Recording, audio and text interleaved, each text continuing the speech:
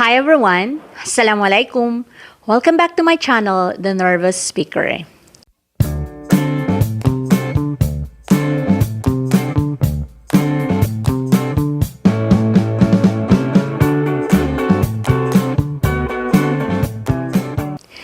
In video tabihaon, part 2 sin amon last time that I shared with you, di ba? Nag-share ako kanyo sin first amon 10 things that I wish I knew about communication.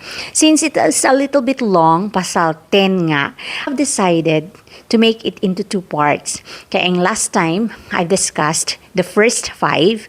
So for today's video, I'm going to share with you yung number 6, 7, 8, 9, 10, Charis. Sin 10 things that I wish I knew about communication. Okay.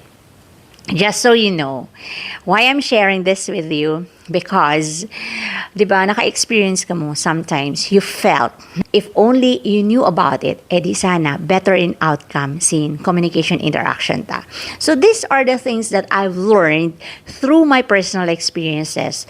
Siyempre, mga communication interaction ko with my coworkers, and with my students, and of course with family and friends, through the years. So, let's get started. Number 6, I wish I knew that I would have cultivate cultural sensitivity. Well, let's face it, mahunit maging sensitive kita.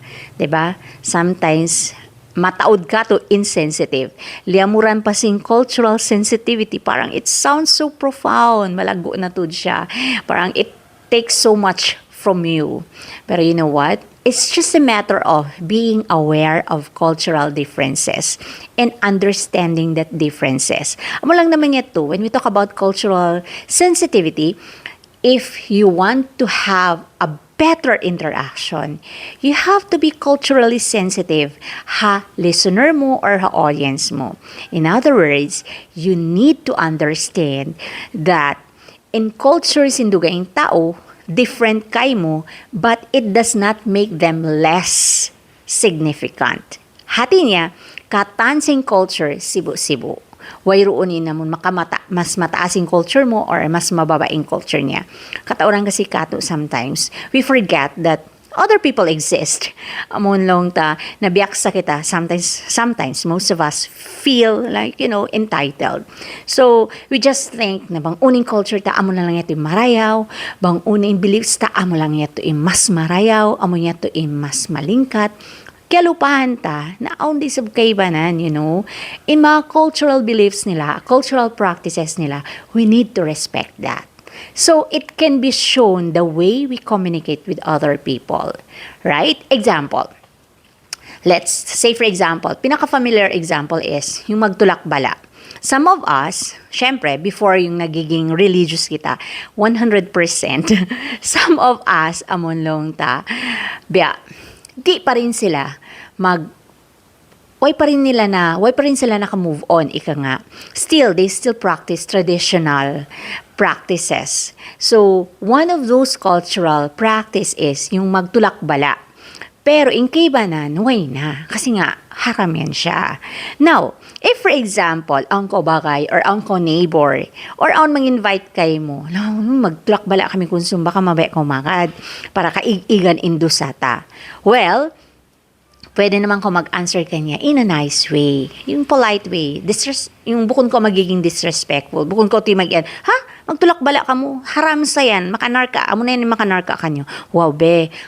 Kalma lang. I mean, you can say it naman in a nice way. Na pwede mo naman siya baitaan. Magtulak-bala. Patuloy ka mo sampay biyaon. May taet to. May taon yung problema, bro. Or yung problema yato inda. May taeto be?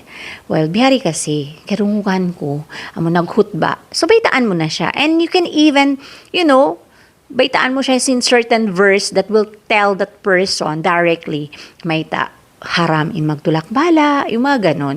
Pero say for example, di pa rin siya magkahagad, then that's okay.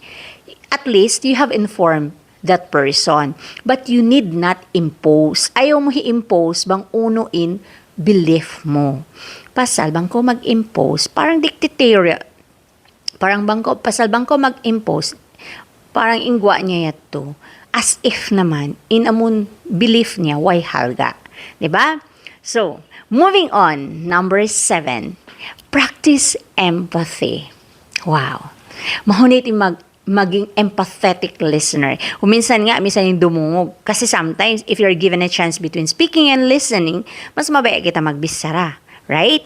Pero always remember this. When you are an empathetic speaker, ibig sabihin nun, kinoconsider mo in interest, in background, cultural orientations in listener mo. Hati niya, you do not just think of yourself. You also think of other people. You consider other people's perspective, other people's feelings. So you respect that. So, in hambok example, ikadihil ko, if you are a student, ayan, ang mga students ko who are watching right now, in hambok talaga is, for example, on oral report inside the classroom. Tapos, syempre, ang hambok classmate mo, it's his turn or it is her turn to report.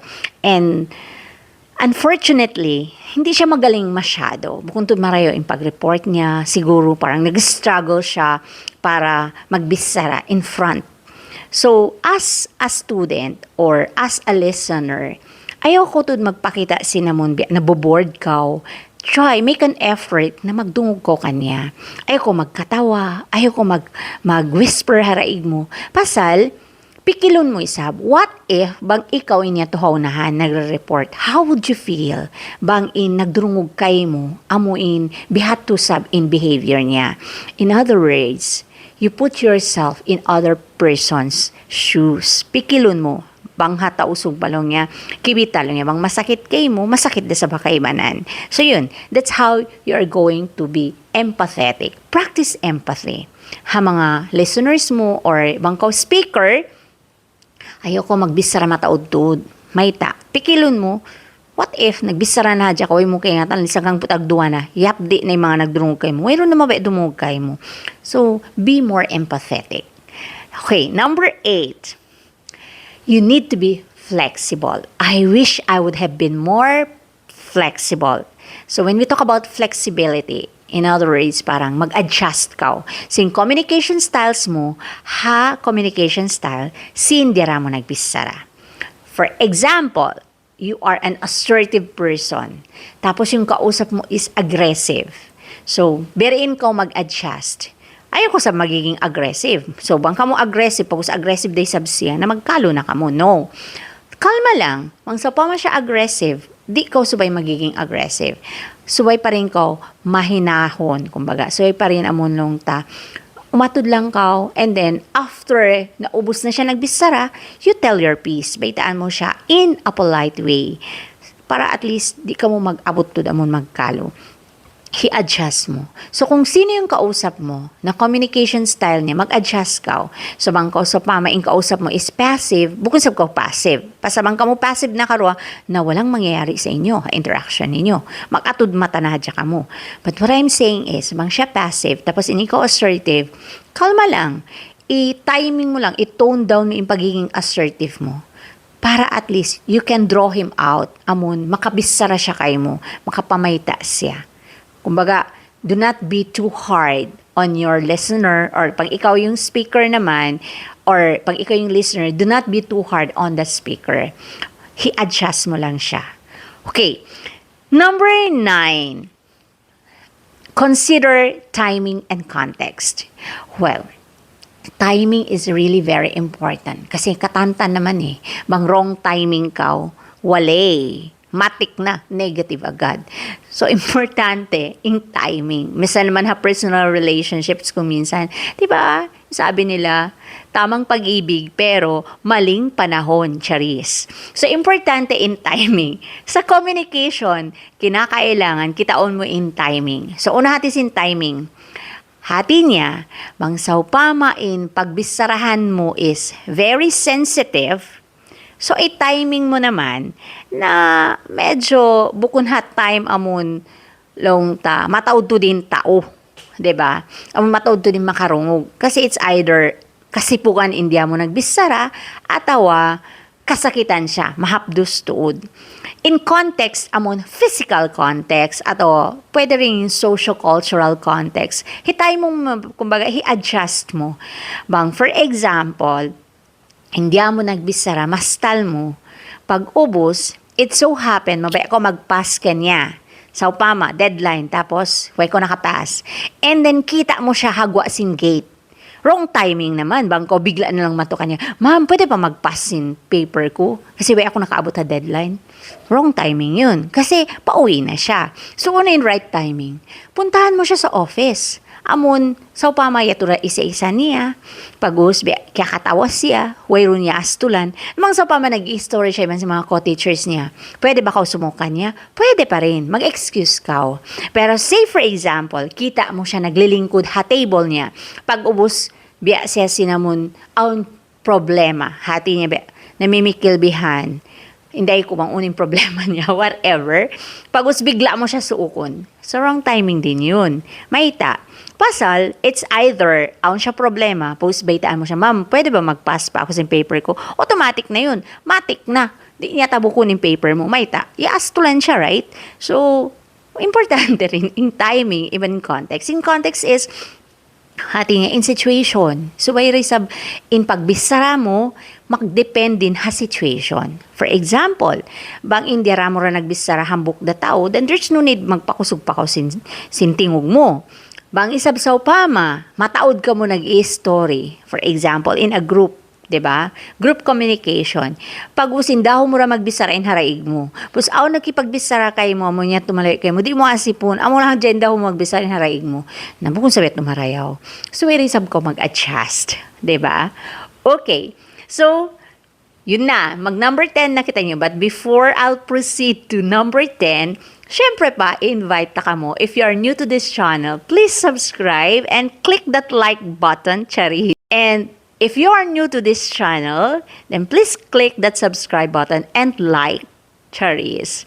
And if you are one of those na subscribers ko na, well, I would like to say thank you so much for being my subscriber. And please keep on watching my videos para at least, di ba, ma-improve in communication skills na to kataan. Moving on sa number 10, ito yung pinaka-favorite ko talaga. I would like really to emphasize this one, especially ang mga young people. When you communicate, you should be authentic. You should be authentic. Unuhati niya. Be yourself. Do not imitate other people. Sometimes, di ba, katauran ka to, we see other good speakers and we try to imitate them. Pero, di siya kumugdan ha personality ta. So, ingwa niya, parang, trying hard copycat ka. Just be yourself. When I say be yourself, embrace your strengths, your weaknesses. Do not be afraid to fail. Diba katauran si mga students? I think this is a very familiar situation. Say for example, ang question in teacher mo. Tapos, you already know the answer. Pero, you're having second thoughts na mag-raise in hands mo. Di ko mabay mag-raise in hands mo. Pasal, at the back of your mind, pipikil mo, higa na nga na wrong in grammar ko. Higa na nga na wrong in idea ko ini. And then, bang aw na hambok timindog, pag-us, correct pala yung sinabi niya. Yung parang similar to hama ba mo bisarahon. Parang nanghihinayang ka. So yun, you lose the opportunity. Kumbaga, why? Because you're having self-doubt. So erase that self-doubt. Diba? Be who you are and accept who you are. So when I say be who you are, it's okay to fail. Do you know that in mga kakitaan ta, mga better speakers, no, they did not become better, but eventually they became better. Hati niya, in kakitaan mo bihawon ng maingat na magbisara or maingat na mag-English, that's actually conscious effort through the years. That's a product of conscious effort. So, buko namon pagbati na lang niya or bigla na lang imingat siya. So, bangko mabaya talaga to become a better speaker. Embrace who you are, Charis. Ayokotud mabuka sin mag-fail. Okay lang yan. Do not be too perfect. We have flaws. Mataw din mga sata. We will commit mistakes. Then so what? At least, 'Diba? If you commit mistakes, someone will give you a feedback and use that feedback to better yourself, to better your communication skills. Hindi yung parang di ko magbisara, pasal mi muka na hadya ka na walang mangyayari sa'yo. Sa kaumultahon, di na hadya ko maingat magbisara. So yun, amaya ito yung pinaka-importante talaga para kako na I wish I knew kasi ang mga opportunities that I've let go, pasalsin nag-self-doubt ako or pasalsin halong pikilan ko na other people can do it better than me. Actually, that is true. Pero you know what? You will grow.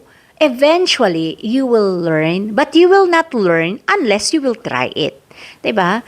So yun guys, yun yung 10 things that I wish I knew about communication. Thank you so much for watching and see you next time. Assalamualaikum warahmatullahi taala wabarakatuh.